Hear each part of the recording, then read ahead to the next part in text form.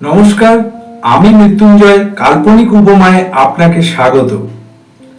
মানুষ সহ সমস্ত প্রাণীকুল যখন সংকটে পড়ে তখন ভগবানের শরণাপন্ন হয়। যারা ধৈর্য এবং ভক্তি নিয়ে সেই পথ অনুসরণ করে তারাই সাফল্য পায়, আর যারা মাঝপথে থেমে যায় তারা হতাশাগ্রস্ত হয়ে কখনো নিজের ভাগ্যকে কখনো ভগবানকে দোষারোপ করে থাকেন। কেন বলছি কথা? চলুন শুনে নেওয়া যাক। কৈলাস পর্বতে দেবাদিদেব মহাদেব ধ্যানে মগ্ন। পাশেই মাতা পার্বতী বসে গভীরভাবে কিছু ভাবছেন। তিনি লক্ষ্য করলেন মর্তলোকে একটা সাপ একটা ইঁদুরকে ধরেছে।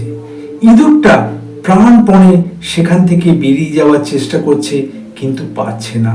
ওদিকে সাপও ইঁদুরটাকে গিলে ফেলতে পারছে না। এই অবস্থায় ইঁদুর ভগবানের কাছে প্রার্থনা করছে, ভগবান, আমি নিরুপায়। আমি যদি এখানে মারা যাই তাহলে আমার 3 সন্তান তারাও কিন্তু না খেতে পেয়ে মারা যাবে। ওদিকে সাপও ভগবানের কাছে প্রার্থনা করছে, ভগবান, আমি বহুদিন ক্ষুধার্ত। আমি যদি এই শিকারটাকে খেতে না পারি তাহলে কিন্তু আমার প্রাণ সংশয়। এই অবস্থা দেখে দেবী পার্বতী ভীষণ চিন্তিত হয়ে গেলেন।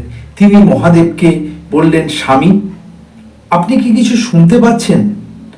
তখন ধ্যানস্থ অবস্থায় মহাদেব বললেন, আমি শুনতেও পাচ্ছি আর দিব্য দৃষ্টি দিয়ে দেখতেও পাচ্ছি।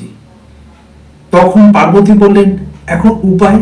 দুজনেই তো আপনার কাছে সাহায্য চাইছি। কোনো একজনকে সাহায্য করা মানে তো অন্য একজনকে আশাহত করা। কি করবেন আপনি? মহাদেব আবার ধ্যানে মগ্ন হলেন। কিভাবে ইঁদুরটা প্রার্থনা করতে থাকলো, সাপটাও প্রার্থনা করতে থাকলো। মতো অবস্থায় মহাদেব ধ্যান থেকে উঠে পার্বতীকে বলল, তোমাকে আমি দেখাচ্ছি, চলো মেঘের ভেলায় করে আমি তোমাদের একটু ওদের কাছে নিয়ে যাই, তাহলে তুমি ওদের অবস্থানটা খুব ভালো বুঝতে পারবে। এরপর মহাদেব পার্বতীকে মেঘের ভেলায় ভাসিয়ে ওই ইঁদুর এবং ওই সাপের একটু কাছে নিয়ে গেল। সেখান থেকে তারা পরিষ্কার দেখতে পেল সাপটা যেভাবে ইঁদুরটাকে ধরেছে, ইঁদুরটা বেরিয়ে পালাতে পারছে না এবং সাপটা তাকে গিলেও ফেলতে পারছে না। এই অবস্থায় সংকট দেখে মাতা পার্বতী আরো উদ্বিগ্ন হয়ে উঠল। তখন দেবাদিদেব বলল, যা করার আমি করে দিয়েছি, তোমায় কোনো চিন্তা করতে হবে না। এখন ওরা কিভাবে সেটা সম্পূর্ণ করবে এটা ওদেরই ব্যাপার। তখন পার্বতী বললেন, তার মানে আপনি দুজনকে একসঙ্গে কিভাবে সাহায্য করবেন? তখন মহাদেব বললেন, ওরা নিজেদের মতো করে চেষ্টা করে দেখুক কে আমার এই কথা মেনে চলতে পারে। যে চলতে পারবে সেই জয়ী হবে। মাতা পার্বতী মহাদেবকে জিজ্ঞাসা করলেন, আপনি ওদেরকে কি বলেছেন? আমার শুনতে বড় ইচ্ছে করছে। তখন মহাদেব বললেন, আমি ওদেরকে বলেছি থাক। ওদিকে ইঁদুর শুনেছে পড়ে থাক, আর সাপ শুনেছে ধরে থাক। ওরা সেই বিশ্বাস নিয়েই ওখানে রয়েছে। এখন কে কি করে তার উপরই নির্ভর করছে ওদের ভাগ্য। এদিকে মহাদেব পার্বতীকে নিয়ে আবার কৈলাসে ফিরে গেলেন। সময় যতই এগোতে থাকছে ইঁদুর প্রায় আশা ছেড়ে দিয়ে ভগবানের কথা অনুযায়ী পড়ে আছে, আর সাপও ভগবানের কথা শুনে ইঁদুরটাকে ধরে আছে। এই অবস্থায় দীর্ঘ সময় চলে যাওয়ার পর প্রায় ভোর হচ্ছে, দিনের আলো ফুটছে। সাপটা ব্যস্ত হয়ে উঠল।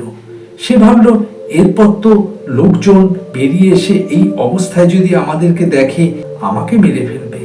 তাই আমার আর অপেক্ষা করা উচিত হবে না, একে যেমন করে হোক গিলে ফেলতে হবে।